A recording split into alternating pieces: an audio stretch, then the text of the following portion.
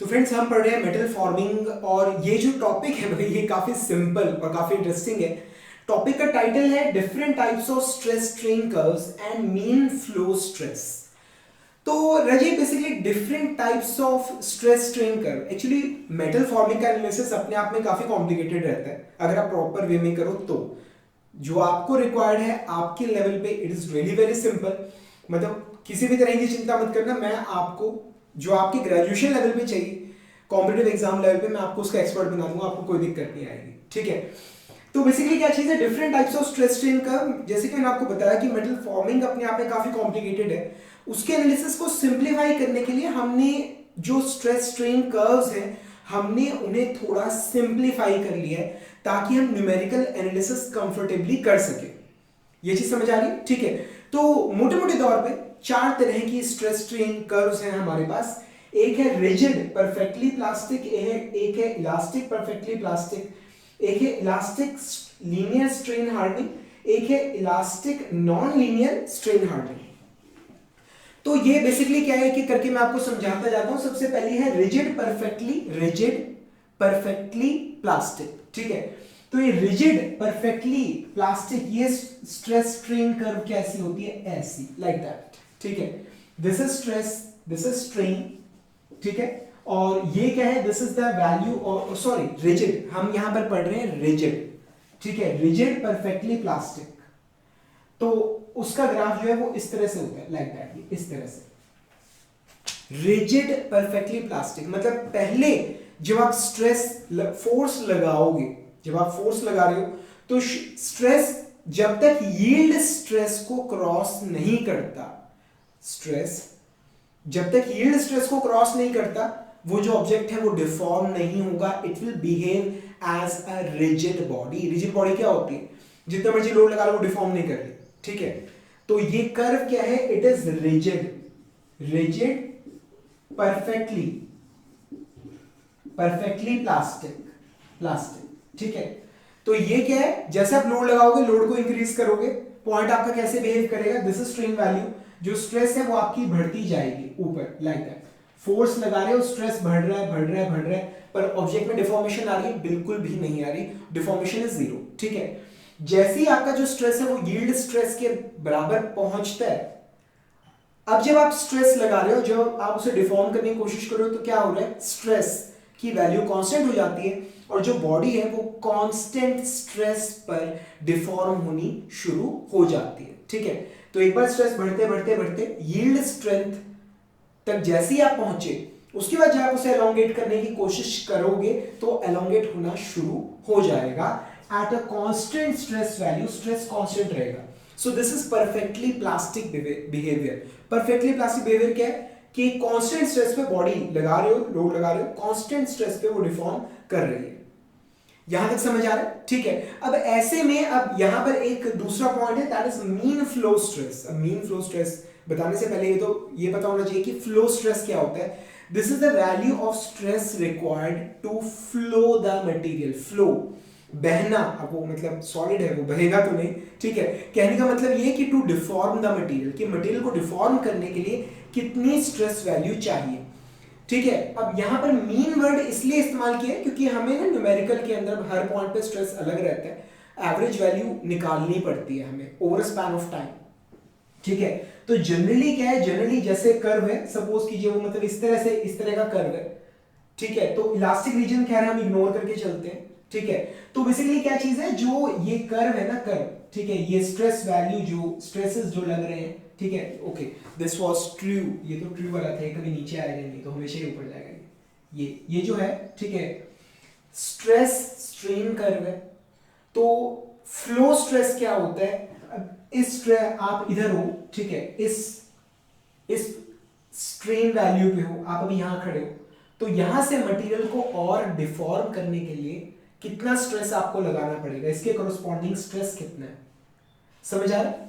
ठीक है, तो मटेरियल को डिफॉर्म करने के लिए कितना स्ट्रेस आपको लगाना पड़ेगा, दैट इज फ्लो स्ट्रेस। दोबारा रिपीट कर रहा हूं, मटेरियल को डिफॉर्म करने के लिए आपको कितना स्ट्रेस लगाना पड़ेगा, दैट इज फ्लो स्ट्रेस। और मजे की बात है, अगर आप इस कर्व में देखो तो जैसे से आप ऑब्जेक्ट को डिफॉर्म कर रहे हो जैसे जैसे आप ऑब्जेक्ट को डिफॉर्म कर रहे हो, जैसे जैसे स्ट्रेन बढ़ रहा है, तो जो फ्लो स्ट्रेस है वो बढ़ रहा है, ठीक है। इस स्ट्रेन के कॉरस्पॉन्डिंग जो स्ट्रेस है वो इंक्रीज कर रहा है, फ्लो स्ट्रेस की वैल्यू हर मोमेंट पे चेंज हो रही है। तो न्यूमेरिकल एनालिसिस के लिए हमें इसकी एक एवरेज वैल्यू निकालनी पड़ती है, एवरेज। और वो एवरेज कैसे निकलता है? It is simply area under the curve, इस कर्व के नीचे का area divided by strain. Average ऐसे ही निकलता है ना, रेनकाइन साइकिल वगैरह पढ़ाई है मैंने आपको, ठीक है। तो बेसिकली क्या होता है, कर्व के नीचे का एरिया डिवाइडेड बाय बेस की चौड़ाई, तो ये क्या आ जाता है, that gives you mean temperature. तो मीन स्ट्रेस कैसे निकलेगा? मीन स्ट्रेस कैसे निकलेगा? कर्व के नीचे का एरिया, ठीक है, कर्व के नीचे का area divided by the strain, ठीक है। तो ये मीन फ्लो स्ट्रेस आ जाएगा। आपको पता लग गया, नाम भारी है, फ्लो स्ट्रेस है कुछ भी नहीं, this is the stress required to deform the material. अब जैसे से मटेरियल को डिफॉर्म करें, जैसे जैसे स्ट्रेन वैल्यू चेंज हो रही है, उसकी कॉरस्पॉन्डिंग स्ट्रेस वैल्यू भी चेंज हो रही है। तो न्यूमेरिकल्स के अंदर कभी कभी हमें उसकी एवरेज वैल्यू की जरूरत पड़ती है। तो एवरेज वैल्यू को क्या बोलते हैं? Mean flow stress. निकलता कैसे है? Area under the curve divided by the strain. यहां तक समझ आ रहा है? यहां तक समझ आ रहा है, ठीक है, ओके। तो अब यहां पर तो हमें निकालने की जरूरत ही नहीं है, ठीक है। आप यहां पर गौर करके देखिए, ये जो कर्व है, कर्व, इसमें स्ट्रेस वैल्यू तो कांस्टेंट ही है, ठीक है। तो हमें इसके अंदर एवरेज वैल्यू निकालने की जरूरत नहीं है। रिजिड परफेक्टली प्लास्टिक सबसे पहली वैरायटी हम पढ़ रहे थे, ठीक है। और उसके अंदर जो एवरेज फ्लो स्ट्रेस है, that is the value of yield. उसकी वैल्यू क्या है? यील्ड स्ट्रेस के बराबर, ठीक है। तो सिग्मा नॉट कह लीजिए, सिग्मा मीन कह लीजिए, ठीक है। इसकी वैल्यू क्या है? यील्ड स्ट्रेस के बराबर जो वैल्यू है वही है। यहां तक समझ आ रहा है? क्लियर हो रहा है, ठीक है। तो ये सबसे पहली सिंप्लीफाइड कर्व है, हमने कुछ ज्यादा ही सिंप्लीफाई कर दिया कर्व को। दूसरा क्या है? दूसरा है, ये था रिजिड परफेक्टली प्लास्टिक, दूसरा है इलास्टिक परफेक्टली प्लास्टिक, इलास्टिक, ठीक है। दूसरा क्या है? इलास्टिक परफेक्टली प्लास्टिक, ठीक है। तो वो कर्व कैसे होता है जिसमें इलास्टिक परफेक्टली प्लास्टिक के अंदर शुरुआत में, मतलब जो मटेरियल है अप टू यील्ड वैल्यू, वो मतलब एक इलास्टिक बॉडी की तरह बिहेव करेगा, ठीक है। और उसके बाद वो प्लास्टिक, परफेक्टली प्लास्टिक बॉडी की तरह बिहेव करेगा, ठीक है। So the curve it is going to be something like this. पहले हुक्स लॉ फॉलो हो रहे हैं, ठीक है। जो ऑब्जेक्ट है it is behaving in a perfect elastic manner, आप डिफॉर्म कर रहे हो, जो कर्व है it is a straight line, ठीक है। और अगर कहीं पे छोड़ दें तो अपनी ओरिजिनल स्टेट में वापस आ जाएगा, कोई दिक्कत नहीं है, ठीक है। एक बार जब वो यील्ड स्ट्रेंथ के बराबर पहुंच जाता है, सिग्मा यील्ड के बराबर एक बार जब वो पहुंच गया, उसके बाद वो एक परफेक्टली प्लास्टिक बॉडी की तरह बिहेव करेगा। यील्ड स्ट्रेंथ को क्रॉस करते ही वो एक परफेक्टली प्लास्टिक बॉडी की तरह बिहेव करेगा। कांस्टेंट स्ट्रेस पे उसकी डिफॉर्मेशन चलती रहेगी, ये चीज। So that is elastic perfectly plastic. समझ आ रहा है? अब हम मेटल फॉर्मिंग की बात कर रहे हैं, उसके अंदर हम जिस रीजन की बात कर रहे होते हैं वो ये वाला रीजन है, प्लास्टिक डिफॉर्मेशन वाला।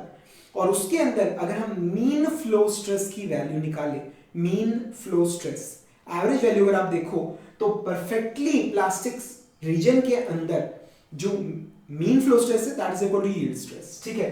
तो इस केस में भी जो आपका मीन फ्लो स्ट्रेस है वो यील्ड स्ट्रेस के बराबर आ रहा है। हम इलास्टिक रीजन, क्योंकि ये रिलेटिवली वर्ड यूज कर रहा हूं, रिलेटिवली ये बहुत कम होता है as compare to plastic region, तो हम इसे इग्नोर करके चल रहे हैं। यहां तक समझ आ रहा है, ठीक है। तो अब आपने दूसरी तरह का कर्व पढ़ा, that is elastic perfectly plastic, ठीक है। इलास्टिक रीजन के अंदर ही बॉडी इलास्टिक बिहेव कर रही है, यील्ड स्ट्रेंथ को क्रॉस करते ही, जैसे स्ट्रेसेस यील्ड स्ट्रेस को क्रॉस करें, it will behave in a perfectly plastic way. समझ आ रहे हैं यहां तक, ठीक है। अब आइए हम बात करते हैं elastic linear strain hardening. Elastic, अब हम तीसरी तरह के हम कर्व पढ़ रहे हैं। न्यूमेरिकल्स में इन चीजों का बहुत ज्यादा प्रयोग होता है, बहुत ज्यादा, ठीक है। तीसरा कर्व हम लेके चल रहे हैं इलास्टिक लीनियर स्ट्रेन हार्डनिंग, ठीक है, linear strain hardening, linear strain hardening, ठीक है। तो वो कर्व किस तरह से बिहेव करेगा? अब स्ट्रेन हार्डनिंग हम बहुत अच्छे से हम पहले पढ़ चुके हैं, आपको मालूम है इसके अंदर क्या होता है। बेसिकली जैसे आप मटेरियल को स्ट्रेन कर रहे हो वैसे उसकी स्ट्रेंथ इंक्रीज कर रहे हैं, रीजन सब कुछ आपको मालूम है, ठीक है। तो लीनियर स्ट्रेन हार्डनिंग कर्व हमने यहां पर एज्यूम किया, so it behaves like this, इस तरह से, ये चीज। ये समझ आ रहा है आपको यहाँ पे? ठीक है, तो ये तो है हमारा इलास्टिक रीजन, और उसके बाद ये है हमारा linear strain hardening region, linear strain hardening region. समझ आ रहा है यहां तक? ये इलास्टिक वाला है, इतने इतने हिस्से को तो हम वैसे इग्नोर करके चलेंगे, ठीक है, इलास्टिक रीजन को हम इग्नोर करके चलते हैं। और ये क्या है? ये हमारा प्लास्टिक वाला रीजन, हमें सिर्फ इसको कंसिडर करना है। अब यहां पर हमें मीन फ्लो स्ट्रेस की वैल्यू निकालनी है। न्यूमेरिकल, इसके ऊपर बेस्ड न्यूमेरिकल्स आते हैं, ये चीजें चाहिए होंगी। इंट्रोडक्शन जो है पूरा, ये फाउंडेशन है आपका, ये आपको मतलब हेल्प करेगा न्यूमेरिकल्स को सॉल्व करने में, थ्योरी को समझने के लिए आगे की जो हमें मतलब रिक्वायर्ड है, ठीक है। अब इसके अंदर एवरेज वैल्यू कैसे निकलेगी? अब ग्राफ पता है क्या, मतलब जैसे आप स्टैंडर्ड बुक्स के अंदर ग्राफ देखोगे तो ग्राफ कैसे ड्रॉ करते हैं, वो इस तरह से ड्रॉ करते हैं, ये वाला इस तरह से। उन्होंने इलास्टिक रीजन को ड्रॉ ही नहीं किया, उन्होंने सीधा ही यहां से ये सिग्मा 1 की वैल्यू दे रखी है, यहां पर लास्ट में सिग्मा 2 की वैल्यू दे रखी है। तो क्वेश्चन में क्या दे रखा है कि जब मेटल फॉर्मिंग शुरू हो रही है तब स्ट्रेस कितना है? सिग्मा 1। और जब मतलब मेटल फॉर्मिंग का जो लास्ट स्टेप है, ठीक है, उसके अंदर स्ट्रेस कितना है? सिग्मा 2। मतलब जब वो सबसे डिफॉर्म कर रहे हो धीरे धीरे किसी चीज को, शुरुआत में जब डिफॉर्मेशन शुरू हुआ तो सिग्मा 1 था, धीरे धीरे करते करते वो स्ट्रेस बढ़ता चला गया और सिग्मा 2 तक चला गया।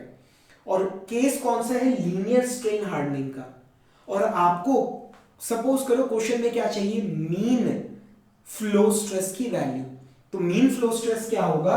इट विल बी सिंपली मतलब एरिया अंडर द कर्व, ठीक है, डिवाइडेड बाय दिस विड्थ, और बेसिकली कुल मिला के क्या आती है? इनकी एवरेज वैल्यू। और वो एवरेज वैल्यू क्या है? Sigma 1 plus sigma 2 divided by 2, ठीक है। तो ऐसे केस में जब इलास्टिक लीनियर स्ट्रेन हार्डनिंग आप एज्यूम करके चल रहे हो, क्वेश्चन में आपको जब प्रोसेस शुरू हुआ है तब की स्ट्रेंथ दे रखी है कि तब फ्लो स्ट्रेस कितने है, जब प्रोसेस खत्म हुआ है लास्ट का फ्लो स्ट्रेस आपको दे रखा है, ठीक है। थोड़ा ना गौर कर लेना, ये थोड़ा इंपॉर्टेंट पॉइंट है कि स्ट्रेस कौन सा चाहिए, लास्ट वाला स्ट्रेस चाहिए या स्ट्रेस की एवरेज वैल्यू चाहिए।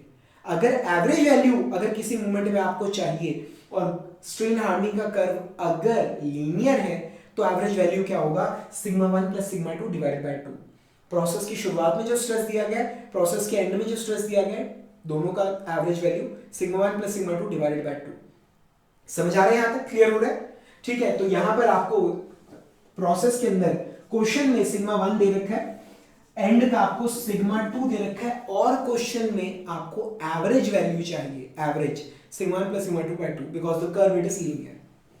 समझ आ रहा है यहां तक? ठीक है, तो ये तो था तीसरे वाला, ठीक है। अब आइए चौथे वाला हम कर्व देखते हैं। वो क्या है? That is elastic non linear strain hardening, ठीक है, नॉन लीनियर। अभी पीछे क्या था? पीछे हमने माना था लीनियर, अब हम क्या ले रहे हैं? नॉन लीनियर, ठीक है। तो ऐसे में ग्राफ कैसा आएगा? It will be something like this, इस तरह से कुछ। ये यहां पर है स्ट्रेस, यहां पर है स्ट्रेन, ठीक है। पहले इलास्टिक रीजन है, ठीक है, उसे तो हम इग्नोर करके चल रहे हैं। फिर आएगा नॉन लीनियर स्ट्रेन हार्डनिंग। अब उस रीजन के अंदर बेसिकली क्या स्ट्रेन हार्डनिंग की इक्वेशन क्या होती है? Sigma is equal to K strain raise to power N, ठीक है। Sigma is equal to K क्या है? Strength coefficient, strain raise to power N, N क्या है? Strain hardening exponent. सिग्मा और ये सिग्मा क्या है? ट्रू स्ट्रेस, ये स्ट्रेन क्या है? True strain. यहां तक समझ आ रही है ये चीज, ठीक है। और ये जो ग्राफ भी है, these are true stress true strain curves, ठीक है। अब ऐसे में यहां तक समझ आ गया, ठीक है। ये क्या है? Non linear strain hardening. Clear हो रहा है यहां तक? शुरुआत में इलास्टिक है, बाद में प्लास्टिक बिहेवियर शो हो रहा है, स्ट्रेन हार्डनिंग हो रही है नॉन लीनियर वे में। This is the equation. अब एवरेज वैल्यू कैसे निकलेगी? Simply area under the curve divided by strain, ठीक है। ये जो स्ट्रेन की वैल्यू है ये, ठीक है, इस कर्व के नीचे का एरिया निकाल लो डिवाइडेड बाय स्ट्रेन, ठीक है, ये आ जाएगा। यहां तक समझ आ रहा है? ठीक है। अब एरिया अंडर द कर्व ये क्या होता है? इंटीग्रेशन, मालूम है ना? इंटीग्रेशन ये क्या होता है? Area under the curve. Integrate कैसे करते हैं? बेसिकली एरिया निकालना है हमें, एरिया अंडर द कर्व। वैसे what is area under the curve? Under the stress strain curve, toughness, ठीक है ना। तो एरिया इस कर्व के नीचे का एरिया, टफनेस कितनी है इसकी? पूरा इसके नीचे का एरिया, वो क्या है? दैट इज बेसिकली क्या है? ये इस तरह से इंटीग्रेट किया जाता है बॉडी को। हाइट कितनी है ये सिग्मा, और इसकी चौड़ाई कितनी है, दैट इज डी स्ट्रेन, ठीक है। तो sigma stress into small strain, this stress value into small strain, ये क्या है, एरिया ऑफ दिस रेक्टेंगल, ठीक है। तो इसको पूरा इंटीग्रेट करेंगे, यहां से लेकर यहां तक सारा जोड़ देंगे, ठीक है।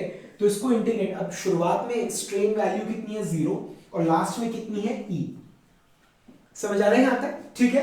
तो आइए इसे 0 से लेकर E तक हम इंटीग्रेट करेंगे, ठीक है।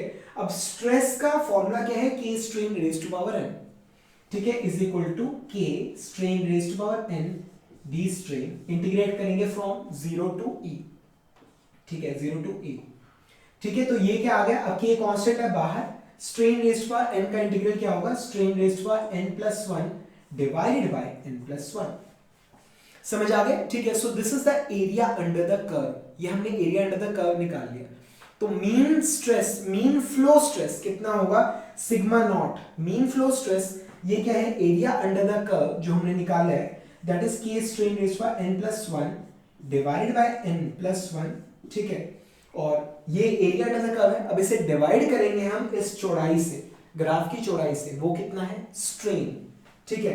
तो डिवाइड बाय स्ट्रेन, ठीक है। तो ये strain raise to power n+1 है डिवाइडेड बाय स्ट्रेन, तो इससे एक कट जाएगा और हमें क्या मिलेगा, मीन फ्लो स्ट्रेस का formula K strain raise to power n divided by n+1, ये समझ आ रहा है, ठीक है। So friends, this is the value of mean flow stress जब आप कौन सा कर्व एज्यूम करके चल रहे हो, इलास्टिक, उसको इग्नोर ही करके चल रहे हैं, बाद में क्या है, स्ट्रेन हार्डनिंग, समझ आ रहा है, ठीक है। तो उस केस में स्ट्रेस की इक्वेशन क्या है, K strain raise to power n, तो इंटीग्रेट करो, पूरा कर्व के नीचे का एरिया आ जाएगा, डिवाइडेड बाय इस कर्व की चौड़ाई कितनी है, स्ट्रेन के बराबर, उससे डिवाइड करो।